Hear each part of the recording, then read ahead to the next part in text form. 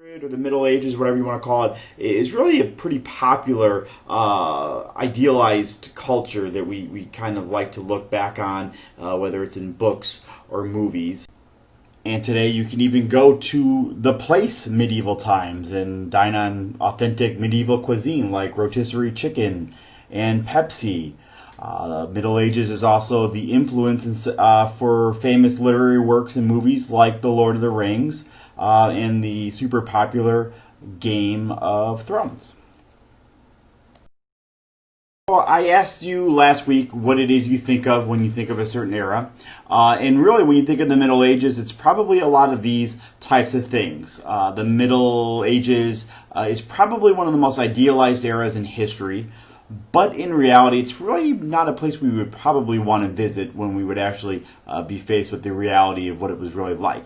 Not a very, advanced time, and very little of the comforts that we're used to today. So now we're in the Middle Ages, or the medieval period, or even some have called the Dark Ages. Medieval is literally the middle period between what we call classic antiquity, so Greece and Rome, and modern times. So it's this middle period. And again, like Greece and Rome, it's a massive period of time, spanning, 1,500 years almost. Most historians agree that the fall of the Roman Empire in the West signified the end of that classic era and the beginning of the middle era around 476 AD.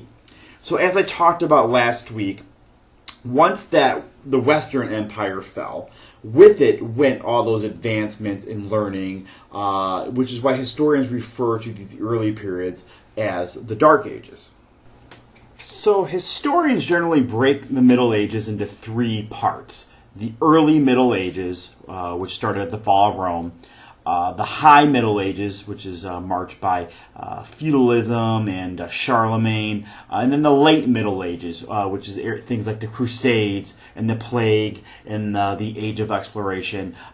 It's really that Late Middle Ages period where we get most of our images of the Middle Ages. And here is a timeline of the Middle Ages, starting about 400 all the way through about 1500.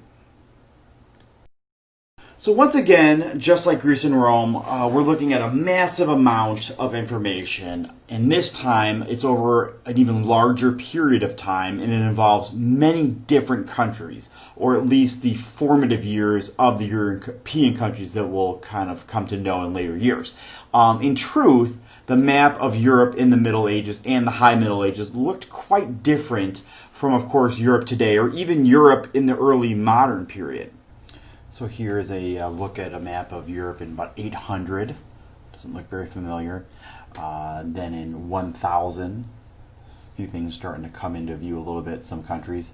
Then in 1200, a little more familiarity. You see France and England on the map now.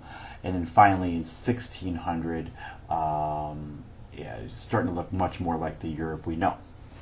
So like I said, most of the images we have in our heads of the Middle Ages probably come from the later years of the Middle Ages, which is really where we focus a lot of our attention. The early years of the Middle Ages is more of a huge muddle of warring tribes of people with names like the Goths and the Visigoths and the Burgundians and the Franks and the Saxons, a lot of Germanic people. The large-scale movements of various Germanic peoples is what formed new kingdoms and what remained of the Western Roman Empire, those so-called barbarians that led to the downfall of Rome. So the early Middle Ages is really pretty chaotic, a lot of warring, one group taking over another. It was a very unstable period. And during unstable times, it's hard to have any advancements in scholarly areas or the arts or literature. So this is why we have very little from this period. It wasn't until we started to get more stable governments where we started to see more advancements, again, in learning, in literature, and arts.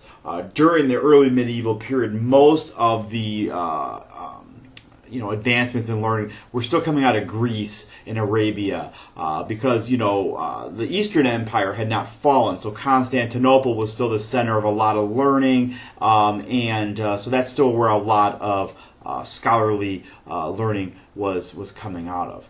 Now, also keep in mind that while Christianity had flourished in the later years of the Roman Empire, it had not yet traveled, north into Europe. So as the Roman Empire fell, and even though Christianity had become, pretty popular, a lot of the northern people, the Germanic tribes that I was talking about, they were still, worshiping pagan and Norse gods. So a lot of the early Middle Ages is also very much the advancement of Christianity and the conversion of Christianity of a lot of these people. Because once Christianity becomes a stronger force in Europe, we'll see that the church becomes a massive, powerful force in Europe. Okay, so one of the first significant names that pops up in the early Middle Ages was this guy named Charlemagne. And his rise to power also coincides with some of the earliest periods of what we would consider stability in Europe, which also brought about a small resurgence in learning and art. Charlemagne began what was known as the Carolingian dynasty. It was briefly established, the Carolingian Empire, during the later 8th and 9th century. It covered a lot of Western Europe, but it later succumbed to the pressures of internal civil wars combined with external invasions from the Vikings and the Hungarians. So this was really the first, really kind of only stable period in the early Middle Ages, and that was this reign of Charlemagne, or Charlemagne the Great, as they called it.